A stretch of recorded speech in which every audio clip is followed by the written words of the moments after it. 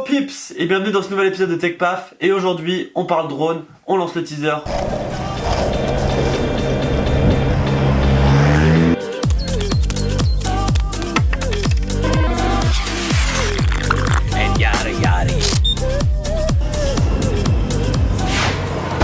TechPaf numéro 6. Alors je triche un peu, j'ai en réalité filmé cette vidéo en août, donc il y a un peu plus d'un mois.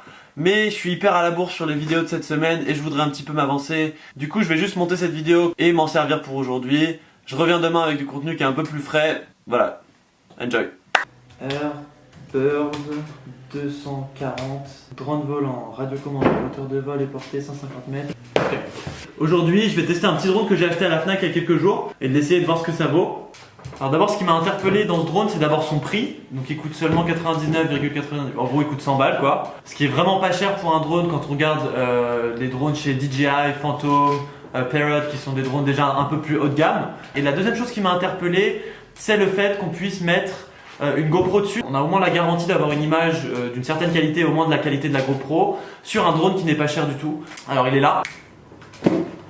C'est le Airbird 240 DMS. Donc c'est un drone à 100 balles, on va voir ce que ça vaut. C'est s'il n'y a pas de caméra intégrée, donc il faut aussi avoir sa GoPro, donc c'est vrai que c'est aussi un coût que je ne prends pas en compte. Mais on va voir ce que ça vaut, on va essayer, on va regarder.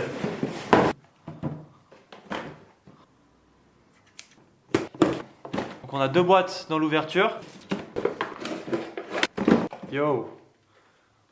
C'est un quart, les hélices.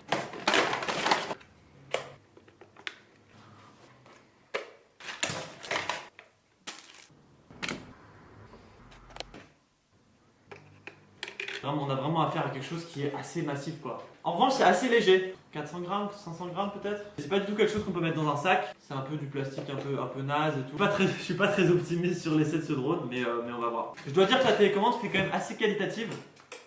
D'un point de vue performance on peut s'attendre à 13 à 15 minutes. Le seul truc qui m'a un petit peu gêné quand j'étais à la Fnac c'est le fait qu'on puisse pas acheter de batterie à l'unité.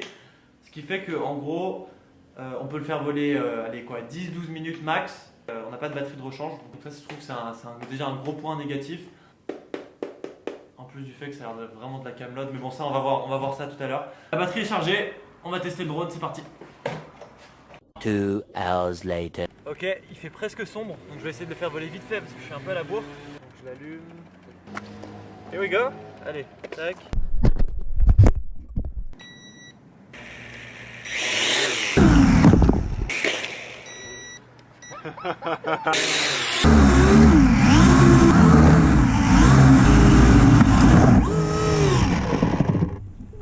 Ok, donc le drone n'est pas du tout calibré, donc je viens de le cracher.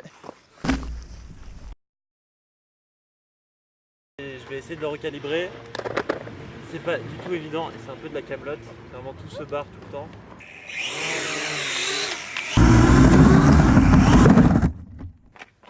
Je viens de le cracher une deuxième fois. On va faire un dernier test et puis ça commence à pas me saouler.